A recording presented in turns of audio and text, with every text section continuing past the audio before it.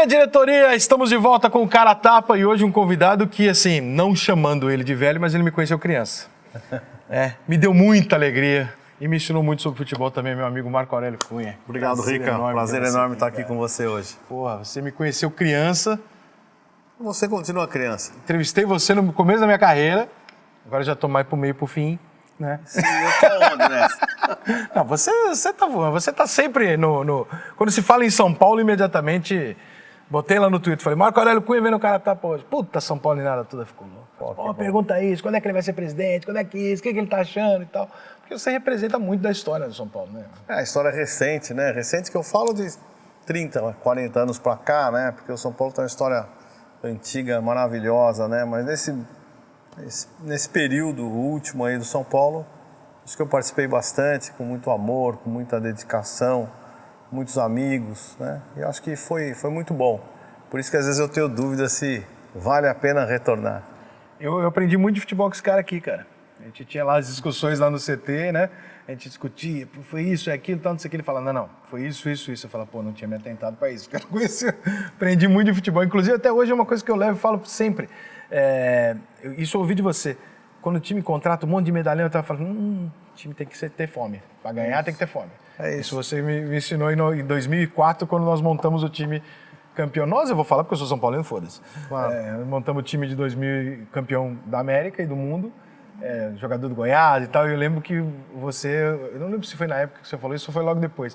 Você falou assim, você viu, todo mundo viu, ninguém tinha conquistado ainda. Time com fome. Claro. Então, time... Tem dois pontos, né? Há quem diga que os que não conquistaram não têm laço para conquistar, que é uma possibilidade, desde que o perfil não seja muito vencedor, não tenha um ânimo dentro deles, e os consagrados que não têm mais o que conquistar, né? Então você tem que entender qual é a dinâmica e quem são as pessoas que não conquistaram, mas que têm alto potencial de conquista, senão vira tudo apostinha. E tem o Luiz Fabiano, né? Que tem o potencial, que tem a gana de ganhar, mas se desequilibra e não ganha.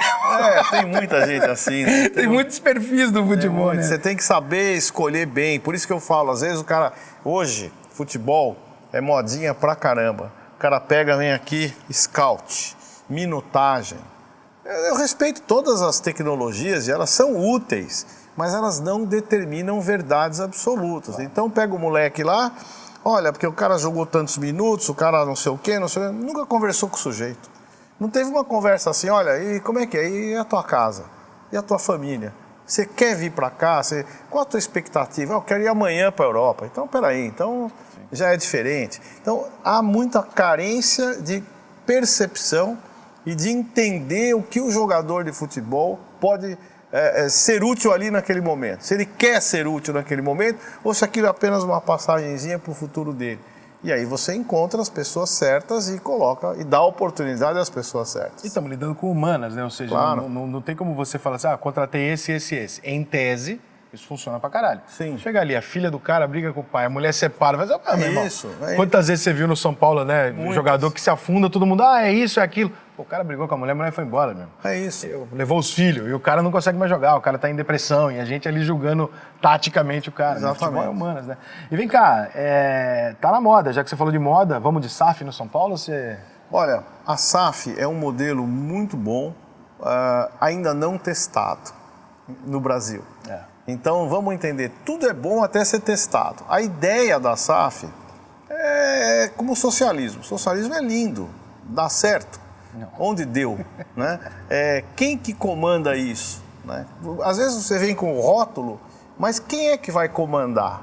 São os mesmos? Eu faço uma SAF e entrego para os mesmos amadores que dirigem clubes de futebol, porque eles são poderosos, não querem perder o poder, então eles serão os interventores ou os gestores da SAF.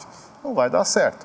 Trago do mercado, isso também é outra frase, trago do mercado os melhores, o economista, nunca entrou no futebol, não dá certo. Então, a SAF é um bom modelo para clubes que ainda, primeiro, quebrados, não tem mais o que comer. SAF neles. Alguém vai pagar a dívida, alguém vai reestruturar. Você tem um respiro. Tem um respiro. Não teria nada pior. Então, a SAF pode servir muito bem. É a salvação.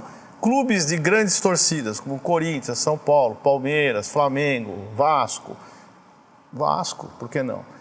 Você já pergunta para si mesmo, será que esse é o modelo que vai sustentar o nosso clube? O torcedor vai entender isso, né? Os nossos ativos são talvez difíceis de se precificar. Quanto vale o Corinthians? Quanto vale o São Paulo? O seu potencial? O Santos, por exemplo. Quem comprar o Santos, compra a história do Pelé. O cara não está comprando a Vila Belmiro e o elenco atual. Exato. Então, o Botafogo, por exemplo, eu acho que... O Botafogo é o maior clube que tem história do Brasil. Você quando você vê as contas, você fala, eu não sei valorar, acho que ninguém sabe ainda porque é novo, mas, por exemplo, quando o cara for comprar o Fluminense, o Botafogo ou o Cruzeiro, ele comprou 2 times numa situação muito delicada. Sim. E aí talvez não tenha entrado no bolo essa coisa toda. Isso. Quando o cara for comprar um time que não está precisando ser vendido, irmão, eu acho que esse valor vai ser muito mais alto. Claro, muito mais alto. Eu vou comprar o teu carro, você não quer vender, vale mais. Você está aqui, tem que pagar a conta amanhã, seu carro vale menos. Não é o carro que vale mais ou menos, é você que está precisando mais. Né? Então é o clube que está precisando mais. Agora, você imagina a história do Botafogo, que vem lá de Garrincha, Didi, Zagallo, né? E depois, mais recente, a minha história que eu lembro do Botafogo, de Cal Moreira, Zé Carlos Leônidas e Valtencir, Carlos Roberto e Gerson, né? Jairzinho, Roberto, Paulo César, e Rogério, Jairzinho... O meu é Beto, Sérgio Manuel, Donizete e Túlio, eu já sou um pouco mais pra cá. Então, mas veja, esses caras fizeram história. Santos e Botafogo eram a seleção do Brasil. Né? Então, essa história vale quanto? O cara que comprou o Santos, ele compra a história do Pelé no Santos? Não dá para você dimensionar o Santos. Não dá para dimensionar. Então, a SAF é um modelo muito bom. Por exemplo, o Bragantino fez um excelente negócio. Era uma família, negociou, acabou, pronto. Está lá, até quando vai, não sei. Porque também tem uma coisa chamada potencial de crescimento. Ou é venda de jogador, ou é conquista. Conquista para quem? Para uma torcida pequena. Não vai valer. Vai valer? Não vai valer. Então, vou negociar jogador. Então, olha quantas nuances tem para você imaginar uma SAF no teu terreno. Por outro lado, um time que nem o Flamengo, o São Paulo, o Palmeiras, que você citou, se você entrar lá e ficar vendendo jogador e falar, para mim tá dando lucro, mas não tá dando conquista, você tá morto. Tá morto. O cara vai depenar o cara lá. No caso do São Paulo, você acha que a gente está perto de chegar numa situação onde o São Paulo precise? Não, acho que não. Acho que só se ele for continuar sendo muito mal administrado. São Paulo tem um potencial imenso, São Paulo tem Cotia, São Paulo tem o Morumbi, que é um ativo extraordinário, São Paulo tem história, tem grandes jogadores em sua formação. São Paulo é o maior vendedor de jovens desse país, por muito dinheiro, muitas vezes mal vendidos. O jogador de São Paulo, qual é a vantagem que tem? Não dá retorno. Quem vai, fica. O São Paulo vende o jogador para a Europa, tem muita essa característica. Ele não tem volta. O jogador vai lá, desenvolve, e vai para outro mercado e desenvolve. Impressionante. Não tem retorno, não tem o comprador devolvendo o produto lá, não deu certo. Todos se consolidam no exterior. Então isso tem um valor muito grande O cara quando vai comprar do São Paulo falando, eu sei que eu estou comprando um cara que a chance de dar certo aqui é muito maior. Lógico, vou comprar um produto feito no Japão ou feito em outro país menorzinho. Vai comprar o japonês, né? Claro. Então, essa é a diferença de você perceber o que você está negociando, né? Então, a SAF é legal. Eu acho que eu estou estudando muito, tem investidores conversando comigo sobre isso, pedindo opinião. Mas só abre um mercado para você do caralho. Porque na medida que se profissionaliza, se buscam profissionais mais qualificados. Mas nessa divisão, eu queria saber se você se sente colocado... porque hoje nós temos 2 pacotes, né? E são 2 pacotes bem idiotas, na minha opinião. É um novo profissional. O cara estudou, não sei aonde, o cara tá... E o cara que manja de bola pra caralho. Isso. João Santana, o Abel, manda pra caralho. Isso. Só que a imprensa vai lá e bota o cara como se tivesse... não, esse aqui não sabe, mas porque ele não fez a... Você se coloca em algum desses patamares? Porque eu, para mim, se eu tivesse uma SAF de um clube, eu ia buscar o Marco Aurélio Cunha, porque eu sou investidor, mas eu não entendo porra nenhuma de futebol. Para você não é bom? Pode ser bom, eu acho que sim. Porém, essa coisa da juventude toca muito forte, porque as pessoas, eventualmente, também são jovens. E começam a pegar pessoas que têm discurso muito, muito bom, tecnologia boa, visibilidade, e começam a falar a nova linguagem do futebol. Então você vai fazer os próprios cursos da CBF, né? Tem essa linguagem nova, herdada da formação portuguesa e espanhola, que dá toda essa linguagem nova, né? Que você ouve toda hora. E outro dia eu falei isso para jornalistas e falei assim, me lembro que quando fizeram as arenas, Os jornalistas mais consagrados, conservadores e que têm uma opinião mais forte diziam: acabaram com o futebol brasileiro. Cadê a geral do Maracanã? Eu até acredito que isso tem uma influência. Aquela geral era muito cativante, né? Todas elas, né? Acho que dá para reformar sem tirar a alma, né? Isso. Então começaram a dizer que o público menos favorecido economicamente estava sendo expulso do futebol, porque iam elitizar o futebol. Tem razão, tem sua lógica. Aí vem a linguagem. Aí eu pego esses mesmos caras falando pressão alta, box to box. Adoro box to box. Box to box, pressão alta, último terço do campo, né? Extremos desequilibrantes. E aí eu pergunto, para quem eles estão falando? Eles não falavam que a geral era importante? Quem é o consumidor do futebol? Eu trabalho na emissora que vende o pay-per-view também, né? Pois é. E quem é o futebol? Quem é o futebol? Essa linguagem do futebol, o torcedor comum do bar, tomando cerveja com a família na periferia, ele vai entender esse tipo de opinião? Não, ele entende o Neto. Claro, claro. Então, está faltando um equilíbrio entre essas coisas. Onde você me perguntou, você está dentro ou fora disso? Talvez fora, talvez dentro, dependendo da versão que se quer colocar. Você não pode abdicar de uma Abel, você não pode abdicar de pessoas que viveram o futebol intensamente, claro. Tem história para contar, mas fica moderninho trazer o estrangeiro, que eu não sou contra. Acho que tem que você sempre... pode trazer, mas você excluir como é excluído hoje um Filipão, um Luxemburgo, um Abel, da conversa do futebol, vocês estão loucos. Esses caras foram os maiores treinadores da história. Mas nós estamos na geração do cancelamento. Isso é uma loucura. A geração do cancelamento. Hoje tem um cancelamento que é morte em vida. São 3 coisas que cancelam as pessoas. Antigamente era matar passarinho. Até um pouco tempo atrás, lembra o Ibama, prendia o cara que estava carregando passarinho, acho que foi bom, né? O pessoal se conscientizou e tal. Agora são 3 coisas: homofobia, racismo e assédio. Qualquer passagem, assim, milimétrica por isso, o cara já está cancelado. Ninguém julga mais o fato em si, já julga a sentença. A sentença já é dada imediatamente. É o mundo de hoje. O cara aparece com um fuzil, nós estamos aqui com um policial, o cara aparece com um fuzil e a imprensa está como suspeito. Isso. Aí o cara que talvez tenha falado, você já... Esse aí está condenado, os outros... A linguagem está condenada. O fuzil na mão é gente que se não teve proteção do Estado.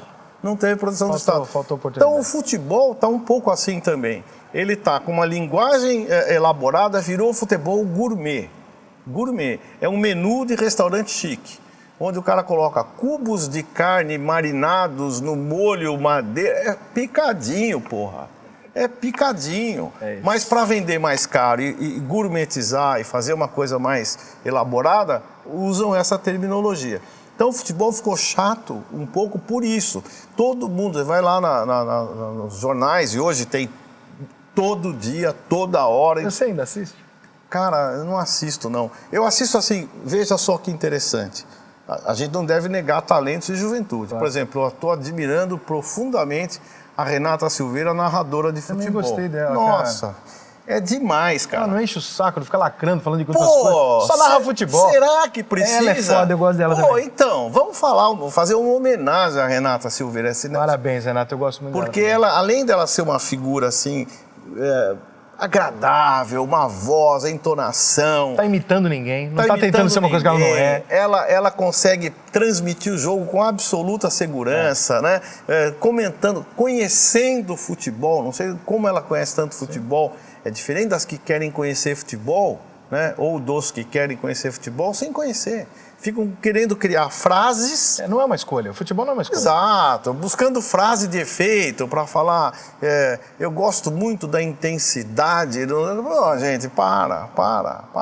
Então o futebol precisa voltar um pouco às suas origens, inclusive nos comentários. Mas para ser moderninho, para ser do dia a dia, ele tem que ter essa linguagem. Como eu, que já vivi 40 e poucos anos de futebol, eu não vou me render a ter que falar bonitinho.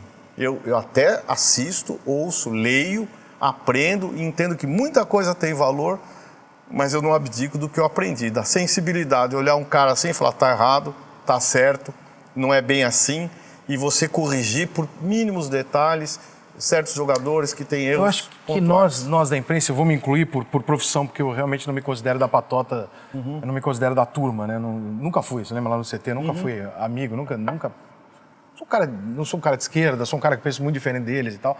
Eu respeito e tal, mas não sou amigo deles. A gente está sendo um pouco... como é que eu vou explicar isso que eu quero explicar? A gente está sendo um pouco, não sei se o termo é injusto, mas a gente está sendo muito radical, né? Sim. A gente exige certas coisas do futebol ao ponto de transformar o futebol quase numa ciência e reclama da falta do fator humano do futebol. Improviso, do fator humano. Mas a gente tira isso do futebol. Claro. Por quê? Porque fica nessa regrinha.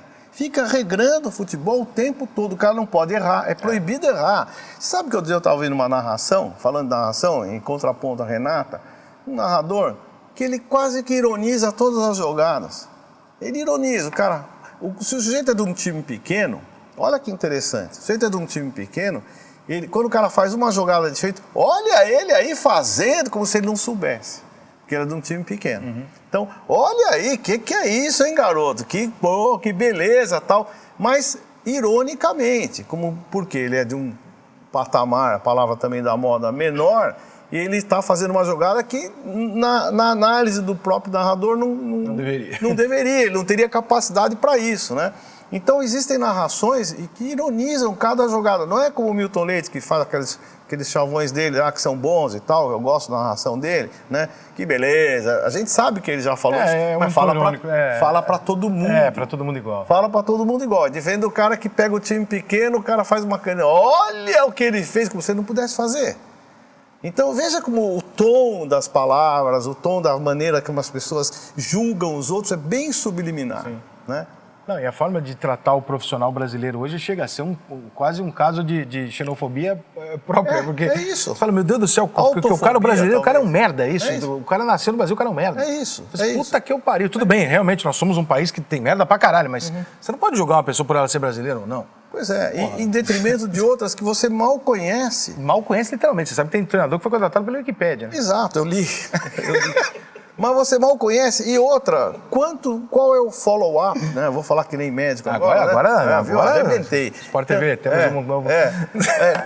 Qual é a média de trabalho dele para você julgar com tanta veemência que o cara é um gênio, ou que o cara é muito ruim, né? Então, isso tudo... Mas o cara tem um passaporte, né? Bem, literalmente, ser gringo é foda no Brasil. Para fazer o que ele quiser. Então, as pessoas falam, por que o treinador no Brasil não tem estabilidade? Primeiro, porque ele é brasileiro. Sim. Primeiro, que ele é brasileiro. Aí, contrata um treinador estrangeiro com uma equipe com 6, 7, 8, uma fortuna... aí não dá para mandar embora. Não, e a cabeça de colonizado que a gente tem culturalmente, de olhar o cara gringo e falar, porra, o Crespo chegou aqui e tinha dirigido o Banfield, Defensa e Justiça. O Crespo não podia ser criticado. Puta metodologia. Tem alguém no treino? Tá fechado, pandemia. Não tem ninguém vendo a metodologia dele.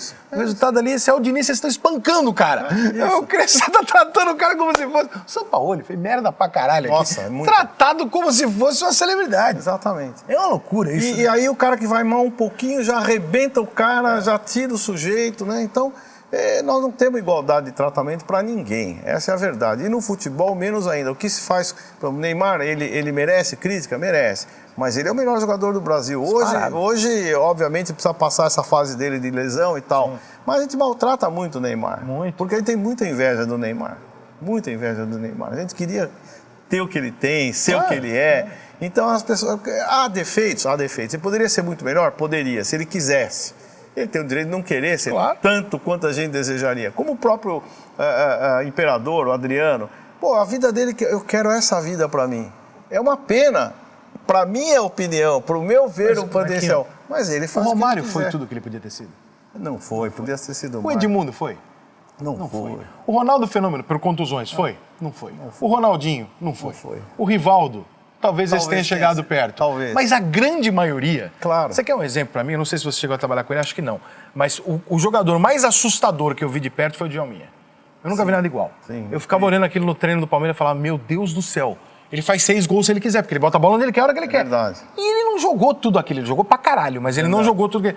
Qual jogador jogou tudo que pode? O Cristiano Ronaldo, o Messi. Aí esses dois viraram referência, todo mundo tem que fazer a mesma coisa. Isso, mas não é assim, cada pessoa é uma pessoa. E o brasileiro, ele não tem esse esse nível de concentração máxima. Nós somos num país tropical, onde a brincadeira está em primeiro plano, a gente gosta de se divertir, o cara gosta de beber, o cara gosta de mulher, o cara gosta de sair.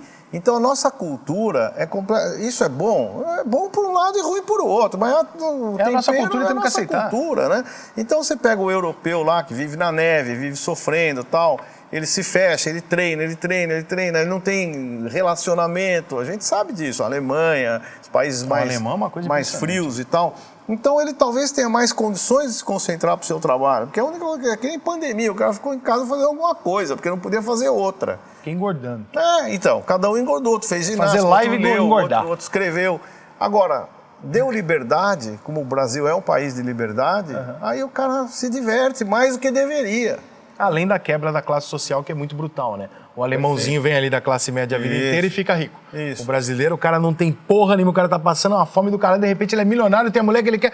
Não tem cabeça pro mundo que sustente isso. Não tem como. O patrão, ele vira patrão do pai, vira patrão da família. Eu queria que 10 jornalistas desses que julgam pra caralho chegam e falam, vem cá, quanto que você ganha? Eu ganho 15 mil por mês aqui, eu trabalho na televisão, 20, sei lá. Então tá, vem cá, é o seguinte, agora você ficou bonito, você come a mulher que você quiser, tá aqui uma Ferrari, 700 mil por mês e 5 milhões de luva. Eu quero ver se amanhã você vem trabalhar igual no Sport No horário. Eu quero ver se na quarta-feira que vem tu vai chegar aqui e vai tratar todo mundo igual. Eu quero ver se tua cabeça não vai virar. Você fazer um texto bom. Eu quero ver você não gastar mais do que você pode na noite. Eu quero ver você não virar um pouco a mais à noite do que você devia. Eu quero ver se você vai fazer. Porque ninguém tem preparo para ter uma mudança radical desse jeito, cara. O Neymar falou uma vez assim, as pessoas reclamam que eu tenho meus amigos, né? Que eu levo meus amigos... Que são de infância, inclusive. Isso, são de infância. Lealmente são os mesmos. Exatamente. Lealmente são os mesmos. Agora eu te pergunto, se você ganhasse na loteria, você não levaria os seus amigos com você em um monte de lugar? Levaria então. Eu não sei ganhar, eu posso levar. É isso. Tá errado? Não tá. Não tá errado. Do ponto de vista humano, não tá errado. Não. Foco, tá bom, tá bom. Aí Se você falasse pra mim que ele tava andando com os amigos que ele fez depois da fama, eu podia até discutir. Exatamente. Agora, transformar o fato do cara levar os amigos de infância com ele até o fim, transformar isso numa crítica e não numa virtude. Exato. Isso é um desvio de quase de valor. Exato. Caralho, é do cacete que ele seja com os amigos dele. Eu falo, é ciúme. As pessoas têm ciúme, porque, porra, inveja. Porque se eu pudesse levar meus amigos... Se é uma pessoa que gosta de amigos, sou eu. Eu adoro meus amigos, eu corro atrás por eles, faço o que for possível, os ex-jogadores, eu faço o que eu posso. Todo mundo fala isso de você no futebol. Faço o que eu posso. Quisera eu ser milionário para fazer muito mais. Muito mais. Eu os teria por muito mais tempo, em detrimento da minha carreira. Eu sou um cara que, se eu ganho numa Mega Sena, tá 130, né? 130, essa aí é bom, essa é boa, hein? Se eu ganho 130 milhões na loteria, irmão, eu não vou comprar uma casa pra mim, eu vou comprar uma casa em Angra e vou alugar uma porra de uma van do helicóptero pra levar os meus amigos. Claro. É óbvio que eu vou levar os meus amigos comigo. Claro. Se eu tiver dinheiro pra viajar pra Europa e levar os meus amigos, eu vou levar. Alguém já me disse, a vida é boa por ter testemunhas. Né? Você tem que ter testemunha da sua felicidade e proporcionar a felicidade para você ser testemunha delas. Vai fazer o que sozinho? Imagina uma vida sozinho. Puta que pariu. Exatamente. Marco, qual foi o teu ponto de divergência? Qual é o ponto de rompimento com o Juvenal? Que é um cara parceiro teu, inclusive fez parte da sua família. Sim, eu fiz da dele. Você casou com a filha dele. Exatamente. Durante a sua vida inteira, o Juvenal esteve presente. Qual é o teu ponto de ruptura que você vira oposição a ele? Não teve um ponto... Teve um ponto de ruptura, óbvio. Mas, por exemplo, teve um afastamento quando eu saí de São Paulo em 2010. Eu falei, as coisas não estão andando bem. Por quê? Porque subestimou-se as pessoas que trabalhavam lá com a estrutura do São Paulo. A estrutura fazia tudo sozinha. E não era isso, e obviamente todo mundo sabe disso. Então se criou um mito, né, que o São Paulo era acima de todos, talvez fosse naquele momento, mas que não precisasse de ninguém. Essa foi a minha questão com ele. Chamada soberba. Isso, a soberba. A pior coisa que aconteceu foi o tal do soberano pro São Paulo. Que pariu. Não tem nada pior que o soberano. Eu falo isso toda hora. Nada pior. São Paulo subiu num salto, acreditou naquela merda de um jeito. Isso, porque tudo é sazonal, tudo é temporário, tudo é ciclo. As pessoas melhoram, pioram, os outros te copiam, ficam tão bons vai ser o Corinthians, depois quanto. o Palmeiras. E é bom que seja assim. É óbvio. Então eu peguei e falei, não tô mais, vocês não estão mais me ouvindo, né? Não que eu fosse o sábio, mas, nós conversávamos muito. Eles me atendiam, a gente discutia. De repente, politicamente, eu acho que eu devo ter crescido um pouco além do que eles desejassem lá politicamente. Os conselheiros reclamavam da minha aparição pública e ele começou a me colocar um pouco mais distante e tal, eu percebi. Mas Cittadini era um caso à parte. Mas era muito bom. Era maravilhoso. Mas sabe o que era legal? Ele fazia isso na frente dos outros, mas na intimidade ele não fazia. Mas isso estava me atrapalhando, porque eu já não conseguia mais exercer o que eu queria. Então eu decidi em 2010 que eu ia sair. Ele ficou muito bravo. Não vai, sei o que tal. Aí até o ponto falou, não dá, eu não estou aguentando mais, né? Então pode sair e tal. Até chamou o advogado lá para fazer a minha saída. O advogado virou e falou assim, não, do Marco eu não faço não, chama outro. Edgar? Não foi o Edgar, foi um outro lá. Bom, aí fizemos a saída, eu saí em janeiro de 2011, acho, foi isso. E continuamos ligados, né? Aí o terceiro mandato eu não fui favorável, mas por questões de relacionamento, naquele momento do Morumbi na Copa, tricampeão brasileiro, nós tínhamos sido, jornal uma grande gestão, eu falei, bom, não há como correr muito, as circunstâncias faziam para isso. Aí as coisas começaram a ir mal, ele começou a acreditar que as pessoas não eram necessárias lá e começou a trazer gente diferente e tal. Perdemos o Morumbi na Copa. Perdemos o Morumbi na Copa, que a briga com o Ricardo Teixeira ocasionou isso, né? Mas acho que isso aí nem é da minha conta, né? Minha conta foi que... Não, digo no processo Não, isso eu não me incomodei. Eu acho que incomodei com o São Paulino, mas eu entendi a maldade ali que fizeram com o São Paulo. Mas aí eu vi que não tinha atuação, estava atuando um pouco, né? Fiquei como conselheiro do clube e veio daí a eleição do Carlos Miguel. E dado o Carlos Miguel, eu já comecei a discutir com ele, né, na época. Eu falei, olha, não é a escolha que eu acho que está muito tempo fora. Usei argumentos mais delicados. Não sabe. Bom, então tá. Então você achava que você tinha que ser esse cara? Eu achava. Naquele momento eu acho que podia. Dava para ser. Por todo o histórico. Pô, o Carlos Miguel foi presidente do São Paulo com 38 anos, pô. Eu já tinha mais de 50, sei lá quantos anos eu tinha. Não, acho que todo mundo entendia como um caminho óbvio, né? Isso, podia ter feito, né? Mas ele não quis, acho que ele não queria dar o poder a alguém que ele tivesse dúvida que talvez ele continuasse influindo muito e tal, né? E ele sabia que se eu fosse, eu ia ter meu ponto de vista e respeitaria muito a ele sempre. Aí ele colocou o Carlos Miguel, eu lancei uma chapa, ia ser comigo, até que eu vi que precisava mais apoio político, o Calil teria mais apoio com os mais velhos, e o Calil foi candidato e a gente lançou uma chapa opositora ao Carlos Miguel e ao Juvenal. Ali houve um racha. Porque você foi oposição a ele. Foi um racha bastante grande, a ponto da gente não se falar, até o dia que ele entendeu que o Carlos Miguel havia quebrado a relação com ele. Foi quando ele saiu de Cotia. Aí ele me chamou na casa dele, nós estávamos sem nos falar há algum tempo. Preciso falar com você. Olha, nós temos que mudar o São Paulo e você vai me ajudar. Tá bom, então vamos ajudar. Aí o Carlos Miguel renunciou e aí entrou o Leco, que eu acreditei que pudesse fazer as mudanças necessárias no São Paulo. Realmente ele entrou com uma linha e depois todo mundo que era do Carlos Miguel passou a fazer parte da sua diretoria, que está composta hoje na gestão do Júlio Casares. Então aí eu realmente me afastei e entendi que por esse caminho as coisas não podem dar certo, politicamente falando, em termos de futuro do São Paulo. Torço para o Júlio Casares dar certo, claro, sou São Paulino. Se precisar de alguma opinião, estou à disposição. Mas eu Vocês brigaram na televisão aí, ficou uma coisa Eu meio, nunca briguei com ele brigou comigo na televisão. Só ver o tape, só pegar lá a cena. Ele entrou para me contradizer, o programa, eu era o convidado, eu era o entrevistado, ele entrou por telefone para ficar bradando lá uma porção de bobagem. Ele sabe disso, tentou se desculpar comigo. Eu falei, tá bom, já passou, faz tempo isso. E na verdade ele que teve grosseria, eu não tive nenhuma grosseria com ele, eu só rebati de uma forma bem delicada até aquilo que ele dizia. E isso realmente nos fez uma ruptura de relacionamento, diria. Você acha que isso tem a ver com o que aconteceu recentemente na tentativa de excluir você do clube? Eu acho que a tentativa de me excluir do clube é sabendo que eu sou uma força opositora, uma força dentro do São Paulo, dos torcedores do São Paulo, e se tirar da frente é melhor. Claro que foi isso que aconteceu.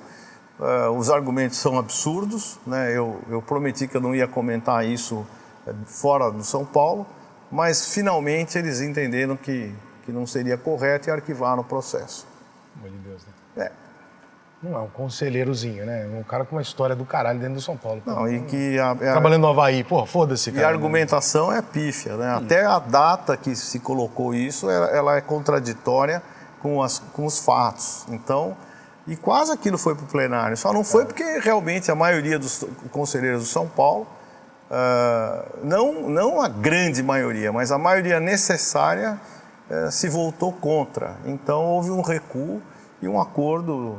E hoje você está completamente afastado da diretoria de São Paulo. Eu estou até como conselheiro, como é que fala? Licenciado. Mas eu vou voltar agora ao conselho e vamos começar a trabalhar pelo São Paulo de uma forma mais efetiva. Você ainda quer ser presidente? Né? Cara, eu já respondi isso algumas vezes. Querer, eu já quis.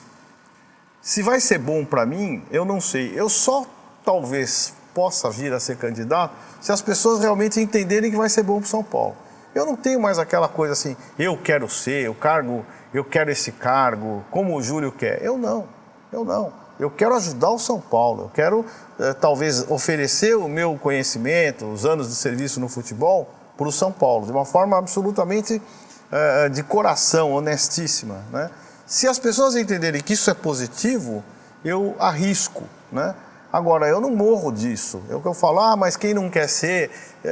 claro, eu gostaria de ser, mas não por imposição, por vaidade, por orgulho, por briga, por sabe, dar o braço para ser presidente de São Paulo. Isso não. Se houver alguém melhor que eu também, eu apoio, não tem problema algum. Agora, eu acho que eu tenho muito a oferecer ao São Paulo pelo que eu já vivi no futebol e pelo que eu conheço no futebol. A gente perguntou o negócio da soberba, você acabou respondendo já isso daí, porque isso é a minha avaliação sempre foi essa, que o São Paulo se perdeu na arrogância. Inclusive eu falo isso aqui no Rio, os flamenguistas ficam putos comigo. E eu falo para eles, gente, segura. Eu falei também. Já passei por isso. Segura. Não acha que você tá... porque agora não é assim. O outro vai te bater, uma hora tu vai entrar em crise. Não, porque é outro patamar. Eu falo, cara, vocês estão se destruindo, porque vocês estão jogando contra vocês mesmo, porque eu vivi isso. Claro. Esteve nas mãos do São Paulo isso. E a gente jogou fora por arrogância. Foi. O maior adversário do clube é a vaidade dos seus diretores. O maior adversário do clube é a vaidade dos seus diretores. A vaidade excessiva, a soberba, a sensação de que não há adversário, né? Mesmo que aqui no Rio não haja, porque talvez o Botafogo agora crescendo, o Fluminense está melhor, o Vasco mais ou menos, se sente muito soberano, né, aqui no Rio, mas agora você vê que já tem o Atlético Mineiro, já tem o Palmeiras e outros virão. Né? O Palmeiras estava na Série B, o Galo ficou 40 anos sem ganhar nada, ou seja, é totalmente cíclico. Isso. Se você achar que você... Meu irmão... Eu costumo dizer que o futebol tem turnos de 3 anos. Eu ia te perguntar isso aqui, porque você uma vez falou isso pra mim, o Muricy, que aliás, incoerentemente até, o Muricy uma vez disse pra mim, não, 2 anos é o máximo que o treinador pode ficar no clube, depois ele no São Paulo ele ficou um monte, né? Mas ele falava isso, e você uma vez falou isso pra mim, você falou assim, Rica, pode puxar, tirando o Santos do Pelé, o Botafogo do Garrincha talvez, 3, 4 anos, acabou. É isso. E é isso, porque até hoje é isso. Os jogadores envelhecem, são negociados, aquilo que você trouxe nem sempre reproduz aquilo que você queria, não substitui o ídolo vendido, e até encaixar, o Cilinho falava uma coisa interessante, eu posso achar um time em 3 meses, ou não achar em 2 anos. Ele falava isso, porque você tenta, não combina. O Grêmio do ano passado não tinha time pra cair nunca. Não encaixou. Nunca. Contratou o lateral direito, trabalhou comigo no Havaí. O Orejuela? Não, o Orejuela está na reserva, né? O São Paulo pagou 12 milhões e o Orejuela está na reserva do Grêmio. O Edilson, que foi... o Edilson que jogou no eu li agora que ele ia Cruzeiro? Ia pro Grêmio. É um reforço. O Edilson tá voltando pro Grêmio, né? Porque ele foi... Isso, já foi. Isso. Tem histórico lá. Bom jogador. Pode oferecer alguma coisa. Bom jogador. E você entrou pra política, eu não entendi por que foi essa porra que você foi inventar, nunca entendi isso. Mas enfim. Eu explico. Você foi pra política, é mais sujo que o futebol ou é menos? Cara, é diferente. Eu acho que é mais sujo porque envolve mais dinheiro, né? No sentido amplo, né? Eu, graças a Deus, passei longe de todas essas situações. A gente vê, né? A gente percebe. Talvez a gente não veja. Se vê, você tem que falar. Mas você percebe, né? Muito interesse, muita troca de interesse. A política é a arte de combinar, né? E combinar para o bem, combinar para o mal, combinar para si, em algumas vezes, né? Então, eu aprendi muito na política, acho que eu tive um cara que me ensinou muito, e as pessoas assustam quando eu elogio, mas eu elogio o Gilberto Kassab pela sua articulação, pela sua inteligência, foi um ótimo prefeito para São Paulo, agora que a gente vê como ele foi bom prefeito à época, né? E é um grande articulador, caminha por todos os lados, isso às vezes acaba tirando um pouco a afeição que as pessoas possam ter por ele, mas eu aprendi muito com ele, achei que valeu muito a pena, porque ele colocava o mapa assim, explicava com astúcia, com inteligência, como fazer para atingir certos objetivos, e muitas vezes essas negociações são muito delicadas, no sentido de você ter junto com você um opositor, você apoiar um opositor em algum lugar no bairro dele, por exemplo, ele ia nos bairros onde era um nicho do PT, por exemplo, mas ele ia apoiar o cara lá. É meu vereador, ele está aqui, eu tenho que ir e tal, e eu fazia as coisas que o vereador pedia. Então ele conseguiu equilibrar muito bem. É um jogo, né? É um jogo. Então, existe a sujeira. Que não precisamos chegar nos extremos, né, Alckmin? É isso. É isso. Poxa, Precisamos chegar no... Eu tenho respeito pelo Geraldo, conversei já muitas vezes com ele, mas, cara, não dá para desdizer o que se Aí é diz. demais, aí é demais. Tem coisa que é assim, sabe aquela história? Aquela mulher, o cara casa. Que bom. Pô, cara, tudo bem, eu sei o que é paixão, às vezes interesse, mas, pô, e o que você falou? Foi pra onde que você falou, né? Onde tá tudo que você disse, né? Como é que fica isso? Não, é o que eu digo. vice do Lula é demais. Que é incoerência. Justo o cara do PSDB a vida inteira. Eu acho que o PSDB e o PT têm proximidades, assim, ideológicas muito próximas. Mas tudo que foi dito, né, durante a vida inteira, de repente você vira vice. Mas aí vira, não, porque era pessoal. Não era a ideologia, não era... Era o cara, você e tal, e pá, como é que volta pra trás, cara? Desculpa, Geraldo Alckmin, desculpa. Não, essa acho que é a da mais emblemática dos últimos 100 anos. Tipo, caralho, você vai ser... Tenho o maior respeito por ele, mas, pô, politicamente isso aí não dá pra engolir, não. Entendeu? E dá pra ir. No futebol também tem isso, né, cara? Afinal de contas, tudo é político, né? Os clubes não têm dono, a maioria ainda, a CBF é política, o Conmebol é política. Você consegue trazer isso pra cá e usar pro lado de cá também, né? Exatamente. Agora, o futebol tem as suas manobras, assim, tem muitos interesses no futebol financeiros, muitos empresários fazendo negócios com dirigentes. Muita coisa. E esse é o lado, eu acho que esse aí é um lado muito sujo, que a gente precisa estar sempre observando, entendendo por que contratou, quanto pagou. É uma coisa que, onde entra o interesse realmente do dirigente é nessas manobras dos porões do futebol. Porque tem contratação realmente que a gente fica olhando e fala, não é possível. Não é possível. Não é possível isso aqui. Mas é, né? É possível. Você já recebeu alguma oferta para fazer esquema nesses teus anos todos de futebol, assim, daquelas pesadas mesmo? Não. Nunca chegaram para você? Nunca. Sabe o que é legal? Uma vez eu ouvi isso de um sujeito muito sério. Ele falou assim, é muito mais difícil a gente trabalhar porque esses caras sabem que a gente não aceita. E você me perguntou há pouco, né? Essa coisa da SAF é boa para você? Parece ser. Porque você... Mas tem uma imagem sabem boa. Que eu não faço coisa diferente. Mas a SAF não precisa, né? Não sei. Por que o dono vai roubar ele mesmo? Não sei. São investidores, não tem um dono. Pensa bem, são vários investidores, são núcleos de investimento, são pessoas que vêm de diversos... vamos lá, é uma instituição A, uma instituição B... O cara está aportando dinheiro, ele tira dinheiro daqui... Mas pelo menos agora você está roubando alguém. Quando você rouba um clube ou quando você rouba a Petrobras, você está roubando dinheiro que está no chão ali, né? Isso. Agora, isso agora se você tiver, você está roubando alguém. Sim, mas por isso que não é bem assim, tem que ter muita firmeza. Então o fato de você ser um cara muito correto e não admitir fazer esse tipo de esquema, as oportunidades são menores.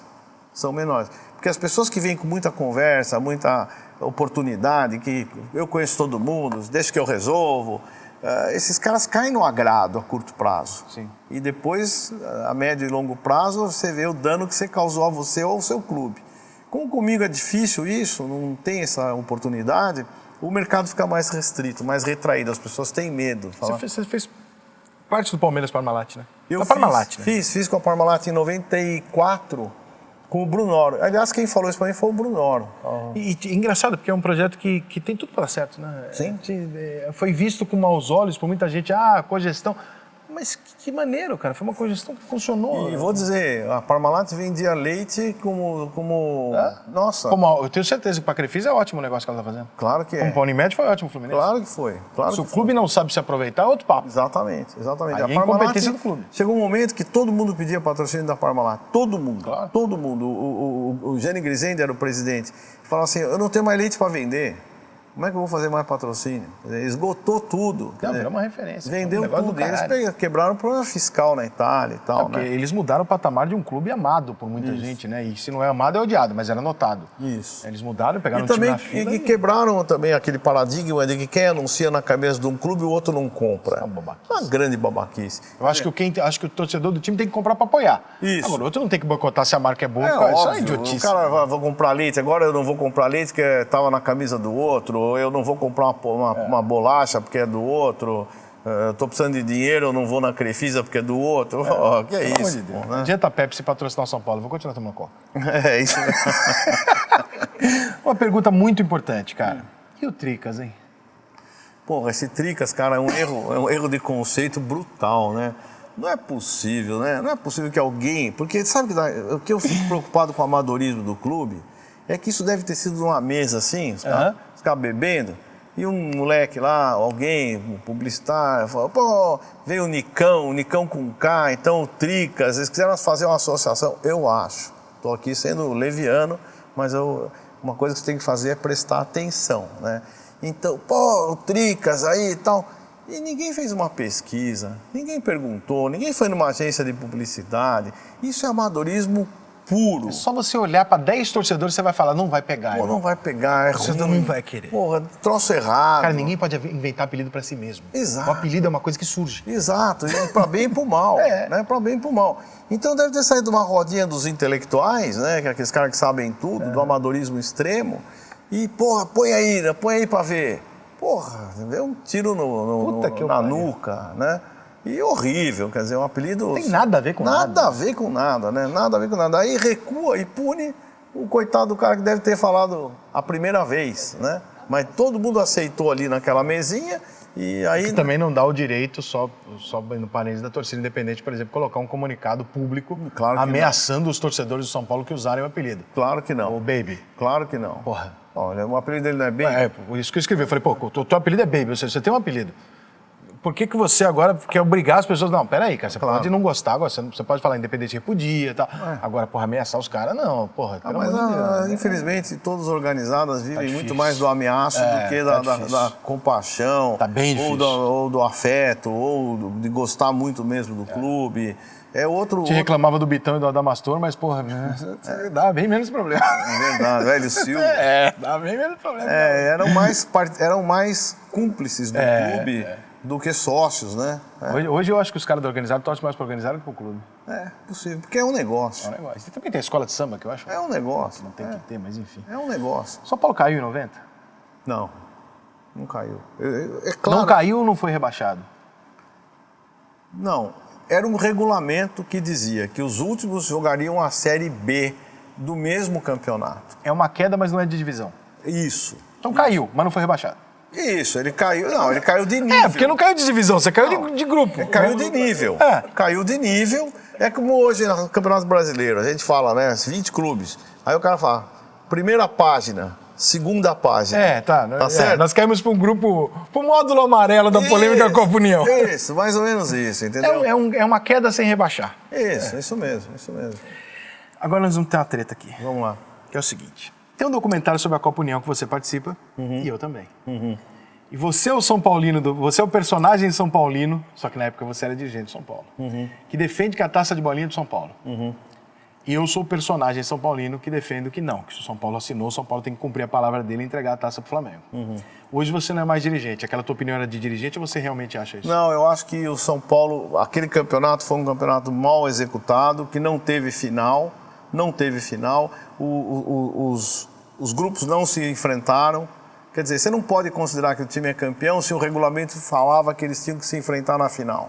Mas o regulamento ele não se, feito pelo Eurico com a CBF, não pelos clubes, né? Os clubes mas quem faz regulamento hoje tem um conselho arbitral, mas quem aprova é o clube. Mas não é um absurdo o Juvenal assinar, na época como dirigente do São Paulo, atestando a validade do título da Copa União, que foi o São Paulo um dos fundadores da Copa União. Sim, foi o Aidar. O Aidar, desculpa. Ele assina como um dos fundadores. E depois, estando na direção do clube agora, o São Paulo pega 20 anos depois e fala, não, mas não valeu, porque eu quero uma taça de bolinha. Porra, não é mais bonito, não seria mais do caralho pro São Paulo pegar a taça de bolinha e falar, Acho que a gente respeita a história, tudo que a gente assinou. Na pior das hipóteses, os dois. Na pior das hipóteses, já que tem uma polêmica muito grande, dá uma para cada um. Acho que é a melhor maneira de resolver toda discussão não pode ter 100% um, 0% o outro. Eu pegaria a caça das bolinhas, faria outra igual, idêntica. Mas aí você não vai, aí você vai cair na história que você acabou de me falar da puta, do cara que chama a mulher de puta. Porque nós assinamos que era aquele título. Mas aquilo é tão controvertido, sinceramente, eu não me lembro, não estava lá no sentido de... Eu tenho até foto com a taça das bolinhas. Eu sei. E aquela foto pra mim é incrível, né? Eu acho que taça feia do caralho também. Eu achava bonita, eu achava bonita. Acho que esteticamente ela era bonita. Ela era bonita. E eu acho que ficou mal resolvido, cara. Mal resolvido. Eu não gosto dessa história, cara. Eu acho mal que resolvido, eu acho que fica pros dois e cria uma para cada um, em homenagem a um hexa e o outro que não. Sei lá, eu fiquei meio bolado com essa história porque quando eu vi o documento assinado pelo São Paulo, eu falei, porra, cara, posso mudar de ideia uma coisa que eu assinei, que agora é maneiro pra mim pegar essa porra. Eu falei, pô, até me lembro que na época eu falei pro Casares, ele era o diretor de marketing, eu falei, pô, Júlio, pega a taça e dá pro Flamengo, publicamente. Vai ser muito mais grandioso do que ficar com a taça, porque ninguém vai se importar. Pega a taça e fala assim, ó, conforme nós assinamos, então, o São Paulo é um clube que tem palavra, e tá aqui, vou entregar a taça lá. Eu acho que com o marketing sairia muito mais do caralho pra nós do que ficar com a porra da taça. Entendeu? Mas essa história de você ser tão bonzinho assim, será que eles fariam isso conosco? Não importa. Não importa. Acho que não, mas não importa. Então, eu acho que o futebol, ele anda num lugar assim, que se você não se defender, você morre. Bom, entendeu? É muito aquilo que eu falo da Argentina, né? Quando a gente vai lá, toma pedrada, chega aqui e leva o cara do Hotel 5 Estrelas. Entendeu? Eu respeito profundamente o Flamengo, acho que é um clube extraordinário, a torcida incrível. Mas eu acho que pode dar uma para cada um e ninguém sai sofrendo, entendeu? É uma solução também. Uma solução. Eu faria isso com o presidente de São Paulo. Faz uma cópia igual, idêntica. Vamos lá, mistura as duas, pega um, leva, outro pega outro e leva. Uma saída... Como é que foi o caso do Denilson no São Paulo que levou ele para o Palmeiras? Por que isso é tão polêmico? Foi assim. Foi o Jesus Lopes ou foi você? Foi o Jesus. Foi o Jesus. E meu amigo Jesus, eu falo sempre. Eu adoro ele também, não vejo ele há muito tempo. Não, foi assim. Na verdade... Tem os dois lados da história, você tem sempre que falar os dois lados. O Denilson, ele tinha voltado de algum lugar, tinha tido uma pequena lesão, e ele pediu para tratar no São Paulo naquele momento. Naquele momento nós estávamos muito bem. E o Denilson é um cara demais, agitador, brincalhão e tal. E ele tinha uma expectativa de ficar no São Paulo. Mas naquele momento, as pessoas entendiam que não seria a hora certa, não era necessário naquele momento o Denilson estar lá. E aí se criou esse tipo de briguinha idiota, que não poderia ser bem diferente, né? Poderia ser bem diferente. E o Denilson, aí falaram, olha, não vai mais continuar tratando, tal, porque estava criando um ambiente que talvez ele oportunizasse a sua estada e a sua contratação, sendo que aquilo não estava nos planos do São Paulo naquele momento. Então o João Paulo, talvez de uma forma não adequada, né, falo isso na frente dele, se for o caso, falou, ó, vamos interromper o tratamento dele aqui e tal, para não criar um clima, toda hora a imprensa perguntando. Realmente tira um pouco o foco da turma que está trabalhando lá. A gente entende o lado dele também, porque muita gente que não é do São Paulo se recuperava lá. Mas né? Podia recuperar, mas só que estava se criando uma expectativa da sua contratação e tal, e parece que naquele momento não era o que o São Paulo queria ou precisava. Então, para não ficar pior, o João Paulo fez isso. Eu acho que ele foi imprudente, ele poderia ter sido muito mais afetuoso. Ó, Denilson, vamos fazer assim, tal, não fala em contratação. Não... acabou identificando o Denilson com o Palmeiras, né? Inimaginável, né? Exato. Mas para ele foi bom, acabou ficando em 2, foi campeão lá. Mas ele é nosso. Pô. É nosso, concordo. Ele não pode. Porcada, esquece isso aí. Concordo. Mas foi impróprio. Já me chega o Serginho Chulapa, que é um caso que alguém tem que me explicar um dia. A paixão dele pela cidade. Não, desculpa. Não é possível, o maior artilheiro da história do São Paulo, todo mundo olha pra cara dele e vê ele com a camisa do Santos. Mas ele se identificou com a cidade. Pra você ter uma ideia, tava uma época que ele tava numa situação meio ruim, até pessoal e tal, e eu quis trazê-lo para o São Paulo para ele ficar conosco no marketing e começar a fazer coisas e tal, e eu me compromissei a arrumar isso para ele, e tinha conseguido. Nesse momento ele falou, acertei com o Santos. O Santos me quer como auxiliar técnico e tal. Ele pode dizer isso para você. E aí eu fiquei chateado porque, poxa, que pena, né? Mas foi bom para ele, porque ele adorava Santos e tal. Então, naquele momento ele passou a se identificar muito como também eu sou um santista. pouco magoado com o relacionamento que o São Paulo tem, distante, na minha opinião, com o França e o Serginho. Pela quantidade de gols significativos que ambos nos deram. E eu gosto de ver o Serginho bem, claro.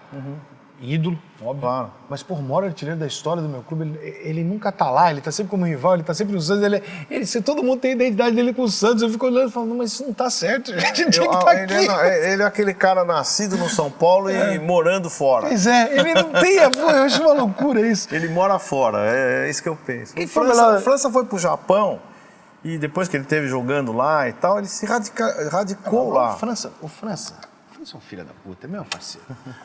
O França mete essa aqui, o Japão. Sabe por que o França foi jogar no Japão? Porque lá não tem viagem de avião, irmão. Ele morre de medo de avião, tô mentindo? Não, é verdade. Ele morre de medo, irmão. Aí chegou lá no Japão e falou, pô, aqui eu só ando de trem, eu vou ficar nessa porra. Tô falando sério. Ele curtiu muito lá, ele gosta muito Ele odeia andar de avião, cara. Mas ele é excepcional, França... E ele, me lembro que ele foi tratar no São Paulo uma época que ficaram faltando 40 gols, né, pra ele bater o recorde. Sim. E tinha 2 anos ainda, aí eu falei, França, porra, irmão, 2 aninhos, tu faz 20 por ano aqui, tu bate o recorde. Ele falou, né, mas eu tô lá no Japão. Eu falei, que Japão, caralho, tu tá no Japão há 200 anos, volta aqui e joga 2 anos aqui, cara. Porra, mas... Ô, Rico, eu morei no Japão. Avião e tal. Eu falei, não, França, eu vou dar na tua cara. Eu vou falar pra você, eu morei no Japão 2 anos. Eu trabalhei no Rei Sol e no Verde Kawasaki, né, com Rui Ramos. Aliás, uma figura fantástica. É bom demais lá, cara. Eu não conheço. Puta, cara, morar lá, sabe onde tudo tá certo? Não tem nada errado. Pra mim já não dá, eu já sou muito errado pra morar no lugar que tá certo. Entendeu? Não tem nada errado, horário, respeito, segurança, saúde, tudo funciona, cara. Tudo, o japonês é um... Chega a ser chato o lugar que tudo funciona? Eu não sei se 2 anos não foi, não. Não, porque na Noruega é a maior taxa de suicídio do mundo, né? Mas lá é muito porque parado. tudo é perfeito na Noruega. Todo mundo ganha dinheiro pra caralho, tá tudo... Mas lá é muito parado, o Japão não é parado. O japonês bebe pra caramba, sai pra caramba, tem lugar na noite pra caramba, tem karaokê pra chuchu. Tu cantou no karaokê no Japão? Hoje cantei. Puta, Marquinhos. Cantei, adorei. Porra, adorei. Então lá tem muita diversão. O Japão é um lugar que dá para se divertir, não é parado. É diferente desse mundo frio aí do Europa Oriental, o norte da Europa. Ele tem. Fala aí japonês comigo. Eu sei me comunicar. Fala que o Palmeiras não tem mundial em japonês. Vamos viralizar esse trecho. Como é que fala o Palmeiras não tem mundial em japonês? Não sei falar esse japonês. Você já foi maior na época do Citadini? Tu era mais pica, agora tu tá muito político, tá? Eu falo em português, não tem. Não tem mesmo, pô. Vamos fazer. Vai o quê? Mas em japonês, mas o São Paulo é tricampeão mundial, você consegue falar? Não. Eu não sei falar tricampeão mundial, entendeu? Mas eu falava água, café, mizu. Como é que é água? Como é que é? Mizu é café, água é... Putz, esqueci agora. Como é que é? Esqueci. Mas eu... Vai passar uma sede do caralho se voltar lá. Tá? Vai falando, daqui a pouco eu lembro. E o Zico é Deus lá, né? É Deus, é Deus. Foi brilhante lá, foi brilhante. Ele é brilhante o tempo todo. Melhor treinador que você trabalhou? Cilinho. E o pior? Pior não conta. Não? Eu sempre fui contra falar pior, sabe? Não ganha nada. Mas eu tenho que tentar, né? Mas não ganha nada falar o pior, entendeu? Não ganha nada. Acho que as pessoas, ninguém quer ser o pior. Claro. Uma vez minha mãe falou pro meu filho Só assim... o Ibis gosta disso. Ele tem esse dom. Uma vez minha mãe falou pro meu filho assim, o João Paulo, né? Escuta, vem ter aula comigo, né? Minha mãe foi professora, brilhante até. Vem ter aula aqui pra você ser o primeiro da classe. Ele falou, vó, não vou não, já tenho o primeiro da classe. Quer dizer, já tem, então o pior já é o pior, deixa ele ser o pior. Melhor jogador que você trabalhou? Afetivamente falando ou tecnicamente? Tecnicamente e afetivamente. Careca, pô. Nos dois pontos? Ah, nos dois. Careca, pra mim, foi tudo. Gênio, gol, assistência, velocidade, cabeceio, pé direito, pé esquerdo, amizade com os companheiros, admirado por todos. E aqueles 15 segundos que estão na sua vida como estão pra mim, só que na sua deve ser muito pior. Puta. Que é o Pita desviando aquela bola de cabeça. Você sabe por que ele desviou, né? Porque o Ricardo Rocha tinha um corte do supercílio naquele jogo, sabia disso? Não. Esse é o detalhe. A hora que o Wagner Basílio dá o balão pra frente, o Gilmar foi buscar a bola, o João Paulo... No meio do mato, ele veio... A hora que o João Paulo chutou pra ganhar tempo, pra cima, o Gilmar, acho que antes da bola passar pelo gol, ele já tava lá fora pra buscar a bola. Deu pro Wagner Basílio que meteu o balão. O Ricardo Rocha subiu com o Pita. Só que o Ricardo Rocha tinha cortado o supercílio, estava com um negócio aqui na cabeça, então ele não enxergou direito. E o Pita, que nunca subiu numa bola de cabeça... Nunca uma bola de cabeça na vida. O Cucuruto meteu pro Careca e ele, de pé esquerdo, finalizou, né? Que foi aquilo? Né? Puta vida, eu tava dentro do negócio assim, né? Eu fui sair para comemorar, escorreguei no degrau, cara, ralei aqui, daqui até embaixo, mas doeu, mas nem percebi a dor. Puta, fui lá cara, comemorar aqui. Estamos falando do gol do São Paulo contra o Guarani na prorrogação de E 1986. você sabe quem tava no time do Guarani, né? Quem jogava? Jogava Um cara que hoje é muito... Tite, técnico da seleção. Tite. Toma essa, Tite, porra! Eu brinco com ele. Que vitória maravilhosa. Ela Aquilo foi ali não fantástica. tem nada igual. Puta que E o pariu. mais interessante, como eu falo uma coisa pra você, é o seguinte, pênalti é covardia. Pênalti não é arte. Se o pessoal fala que bater pênalti é arte, pênalti é covarde. É igual o cara, o executor, matador. Bum! O cara não fica firulando pra dar um tiro no cara lá, né? Conforme os filmes a gente vê, né? Bom, então os pênaltis, né, naquela decisão, foram batidos por jogadores não protagonistas. Quando a gente fala que o pênalti, como você mesmo falou, não pode o craque bater, o do jogo e etc. Olha só, bateu o Fonseca, reserva do Zé Teodoro. Bateu o Rômulo, que seguramente pouca gente se lembra dele, que ele foi importante no jogo, inclusive, que no lance do gol do Pita, ele que fez a jogada pelo lado direito. Na verdade, ele era um ponto esquerda. E o Wagner Basílio, que foi reserva do Oscar há muito tempo. Então, 3 jogadores da reserva... E o Basílio bate o último. O Wagner Basílio bate o último. E o Dario Pereira bateu, como bateu também em decisões anteriores do São Paulo. Forte, porrada, nem olha o goleiro e chuta do jeito que dá. Esse é o pênalti. Dario, É o Dario. É como bate hoje o Veiga. O Veiga dá uma chapada dura, o Reinaldo dá uma chapada dura. Vê se eles ficam fazendo dancinha, fazendo assim para bater pênalti. Pênalti é execução, é covardia. Pênalti não é habilidade. Pior presidente que o São Paulo já teve? Eu não falo do pior, pô. Eu acho que o Leco foi muito infeliz nos seus... Ele teve muito tempo para ser presidente, ele poderia ter feito as mudanças necessárias pós-Juvenal, pós o problema do Aidar, mas ele politizou, ele reuniu todas as alas tentando ter governabilidade que teve, mas infelizmente não teve sorte, ou não teve competência. São Paulo se endividou bastante. Eu votei nele esperando que fosse uma mudança, que a gente pudesse participar mais, mas infelizmente ele se colocou ao lado daqueles que o combateram, né? E essa junção nem sempre é muito boa para o São Paulo, né? Mas no São Paulo teve no passado também, talvez, pessoas que não tiveram tanta sorte. Acho que ele, infelizmente, não foi o melhor. E o melhor? O melhor? O melhor sempre vai ser Laudo Natel. É impossível alguém se comparar a Laudo Natel. Mas seguramente o segundo, na minha opinião, foi Marcelo Portugal Gouvêa. Temos o Pimenta, que foi brilhante, ganhou 2 mundiais. Nós temos bons presidentes, Sim, né? por isso que a gente teve tanto tempo, né, em alta. Né? Mas eu acho que o Marcelo trazia um carisma silencioso, uma leveza, uma educação, sem jamais ser protagonista. Tudo que ele ganhou, ele entregou para o São Paulo. Em nenhum momento o Marcelo Portugal Gouvêa trouxe para si qualquer mérito. O Juvenal já trazia, foi muito bom também, foi tricampeão brasileiro. Que presidente é tricampeão brasileiro? Em seguida? Sim. Ninguém. Como ninguém será igual ao Muricy, pelo mesmo clube, 3 vezes campeão brasileiro. Mas o Marcelo trazia uma aura mais doce, né? E um comando suave, uma pessoa maravilhosa.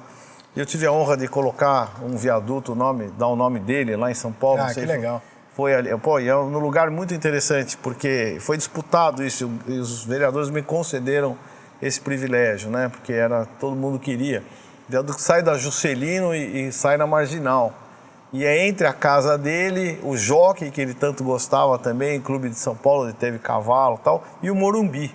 Então ficou entre a casa, o Jockey e o Morumbi. E o viaduto Marcelo Portugal Gouveia, acho que foi uma das coisas Um dos caras que eu mais gostei de conhecer legais. no futebol. Ele era demais. Marquinhos, você acha justo que o futebol feminino seja obrigatório nos clubes? Eu acho que é necessário. Talvez não seja justo, mas é necessário. Por quê? Porque não há chance de desenvolvimento sem investimento, sem uma certa obrigatoriedade. Os clubes não gastam com o futebol feminino tanto quanto se imagina. Mas é necessário que o futebol feminino seja forte pra caralho? Eu acho. É hora da gente dar oportunidade às mulheres. Elas também merecem. Não, oportunidade eu concordo, mas, por exemplo, é necessário? É necessário. Como é necessário você pôr teu filho na escola, como é necessário você fazer um tratamento médico, você dar educação. Eu acho que é necessário, porque a mulher foi muito afastada de tudo, muito tempo. E o futebol é a nossa raiz. O futebol o país é o futebol. O país se projetou com o futebol, com Pelé, etc. Então, não é justo que, tendo uma Marta, a gente não dê continuidade a esse processo de dimensão do futebol feminino. Eu dei 5 anos da minha vida nisso, não fui reconhecido por ser homem. Porque sempre se quis uma mulher comandando o futebol feminino. E eu não sou contra, acho que tem que ter. Só que talvez negassem alguém com conhecimento no futebol por isso, que eu acho que foi profundamente injusto, com medidas que são necessárias serem tomadas. Então eu acho que eu segurei o pior momento, mais difícil, que era dentro da CBF dar condições a elas de desenvolvimento, que não fosse o quarto da empregada, mas fosse também um quarto da casa. E eu consegui trazer o futebol feminino para um quarto da casa chamado CBF. E aí desenvolver. Acho que até se ofereceu as coisas rápido demais, porque é uma unidade de negócio diferente do futebol masculino. O futebol masculino arrecada, o futebol feminino gasta. E é investimento, não é gasto jogado fora. É um grande investimento. E eu acho que no futuro, hoje a gente já vê o Campeonato Brasileiro muito bem feito, e eu, ao lado do Manuel Flores, criamos uma fórmula que os clubes de camisa pudessem já rapidamente chegar à primeira divisão, porque havia um funil muito estreito, poucos subiam, São Paulo e Palmeiras estavam na segunda divisão. Aí nós criamos um movimento que, pelas federações, se chegaria ao brasileiro. E perdemos alguns clubes descamisados, vamos chamar assim. Mas também não tinha estrutura para prosseguir, né? E acho que hoje você vê um Campeonato Brasileiro bem disputado, falta muito, ainda falta as meninas terem a ambição profissional de cuidarem-se mesmo fora dos clubes, né?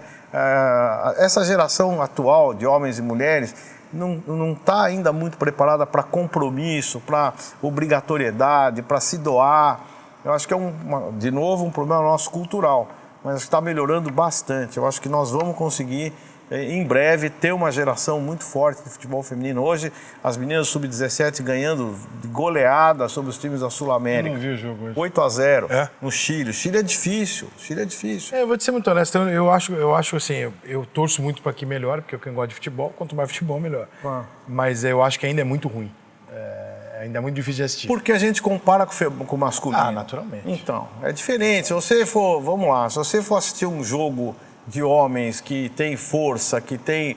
Por exemplo, o vôlei feminino você consegue ver um jogo com a mesma paixão masculino e feminino. É igualmente bom. Mas por quê? Acho até o feminino melhor porque tem mais rally. Pois é, mas você vê que... Exato, você vê por uma outra plástica. Daqui a pouco você vai gostar do feminino porque tem menos confronto físico, porque sim, a bola rola mais, tem mais jogada individual. Mas está muito longe ainda, né? Não, eu acho que está perto, não acho que está tão longe. Eu tenho visto futebol internacional, agora nós temos a Rafaele jogando no Arsenal, uma zagueira, para mim, a maior zagueira do mundo. Pra você ter uma ideia, essa menina é formada em... Eu só vejo a seleção brasileira, eu não vejo... Não, mas a Rafaele é a zagueira da seleção brasileira principal. Ela ficou fora por uma lesão de ligamento na Copa e voltou na Olimpíada. Ela é engenheira civil formada pelos Estados Unidos. Formada. E uma menina assim de altíssimo padrão. Está no Arsenal, não é por acaso. Ela fez gol agora, na última partida, o Arsenal venceu, ela fez gol. Eu acompanho, continuo acompanhando cada uma delas. Temos jogadoras na Alemanha. Quando eu cheguei, tinha 3 fora do Brasil. Era a Rosana, a Marta e a Bia Zanerato na Coreia. Hoje, sei lá quantas tem, 40, Benfica, Itália, Juventus, Roma. Tem jogador em tudo que é lugar, Atlético de Madrid, Portugal, um monte. Então, esse é o caminho, é elas se firmarem, elas jogarem ligas competitivas, transformar a nossa liga numa liga competitiva, e aí eu tenho. Vai sozinho, Aí vai sozinho. Natural. Agora, o público, as mesmas pessoas que querem futebol feminino, não vão. Então, é essa parte que eu acho... Porque a pergunta que eu fiz é porque você sabe que os clubes odeiam essa obrigação. Sem ser... Na mídia, eles não vão falar. Mas internamente os caras ficam putos. Falam, porra, eu tenho que gastar, eu sou obrigado a gastar um dinheiro com uma coisa que não vai me dar retorno. Se eles mandarem um treinador embora a menos por ano... Eles pagam o futebol feminino, pagam 2, 3 anos de futebol feminino. Então, mas é porque, imagina se os outros esportes tivessem essa mesma reclamação, né? Concordo. Mas o futebol é a nossa raiz, é diferente. Nós estamos falando de futebol. Se fosse dos Estados Unidos, seria basquete feminino. Deve ser. Seria mas basquete feminino. Isso gera também num outro esporte. O cara fala, vem cá, por que não tem apoio aqui? Por que não tem apoio no nado sincronizado masculino? Por que não é obrigado a fazer o masculino? Concordo. Vai gerar a mesma discussão, né? Concordo. Acontece que o futebol é um esporte rico. Sim, o futebol é a cara do Brasil. É a cara do Brasil, então é a nossa prioridade. Não, eu acho que o Brasil tem que ter uma seleção de futebol Eu nunca forte, vi um time de beisebol feminino nos Estados Unidos, uma liga forte feminina de beisebol. É cultural, né? Será que tem? Não sei. Deve ter, sei lá. Deve ter, mas também ninguém deve dar a mínima. Então, ninguém fala nada. Né? Falam de treinadores homens, que tem que ser treinadora mulher. Mas o Zé Roberto Guimarães há 200 anos é treinador da seleção, o Bernardinho e aí mistura a lacração com a causa, né? Então, esse é o ponto. Eu acho que a gente tem que trabalhar homens e mulheres, sempre, em todos os lugares. E quem for o melhor, tá na frente. Não me importa se é homem ou mulher, tem que ser bom, né? Claro, tem que ser bom. Meu diretor, bota um outro aí que eu vou enrolar esse cara agora, vou deixar ele em situações difíceis aqui.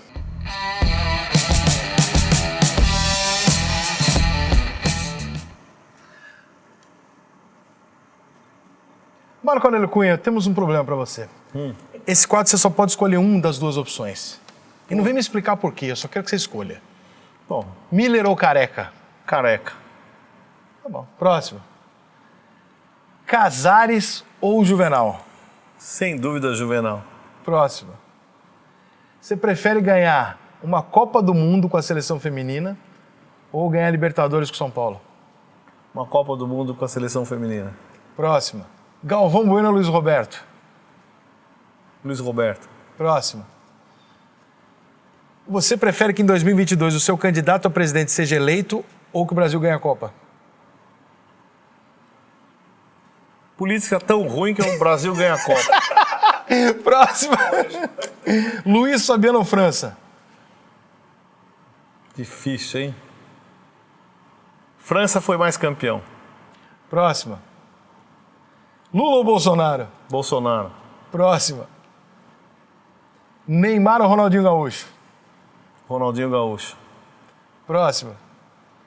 Você é a favor do passaporte da vacinação? Não, contra. Sou a favor da vacina. Sim, passaporte. Passaporte é ridículo. Próxima. Raí ou Rogério Ceni? Qual é o maior ídolo do São Paulo? Raí. Também acho. Não desmerecendo, pelo amor de Deus. Mas é que, bom, a gente viveu tudo. A última. Ronaldo ou Romário? Eu não admito que ninguém responda essa de bate-pronto. Você precisa ficar em dúvida, faz um drama, entendeu? Mas é mesmo. Romário. Vamos pro 0 a 10 para ver se ele pipoca.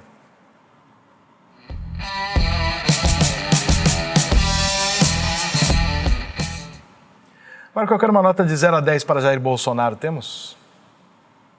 6. Próxima. CBF. Hoje, 4. Opa, piorou muito da tua época pra cá? As mudanças de presidência, a vacância do cargo. Ah, tem presidente? Eu não sabia. Troca tanto. Eu acho que a CBF estava excelente. De repente, degringolou com a saída do Rogério, substituição que ninguém sabe quem. Esse problema administrativo está afetando bastante. Tomara que se reerga. Próximo. Rogério Ceni, nosso capita.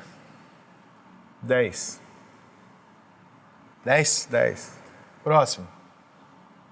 Caio Coppola. Gosto muito dele. 8.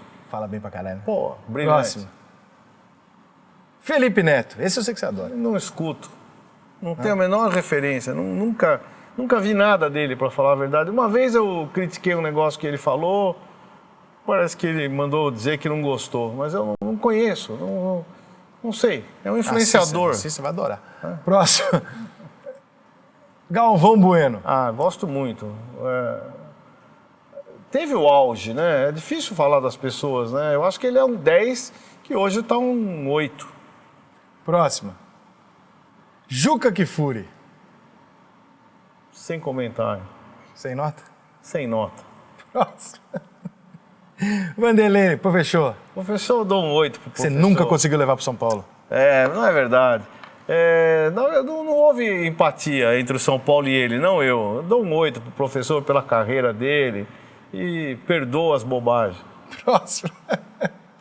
Milton Neves, o Pequena Cabeça. Eu dou 10 pro Milton Neves. Figuraça da Eu acho. 10. Próximo. Neymar Júnior. Também dou 10 pro Neymar. Próximo. Tite. 9. Puta cara. E a última? E o Galo? 10 mais 10. Esse aí eu boto aí só pra todo mundo dar 10. Né? 10 mais 10. É fantástico. Marcou. Cara, muito obrigado. Obrigado, viu? Pela tua Eu que presença. agradeço. Obrigado. Eu espero que dias melhores do São Paulo estejam com você ou sem você e que você esteja lá de alguma forma. Eu gosto de São Paulino Raiz. tá lá dentro pra ajudar, entendeu? Raiz que ama o São Paulo, que não tem nenhum outro interesse além do bem do São Paulo. Se for bom assim, ótimo. Se eu for bom pro São Paulo, para isso eu estou disposto. Se não, fica a história. Que já é grande. Graças a Deus. Rapaziada, obrigado. Deixa o like, se inscreve no canal. Tamo junto, até a próxima. Valeu.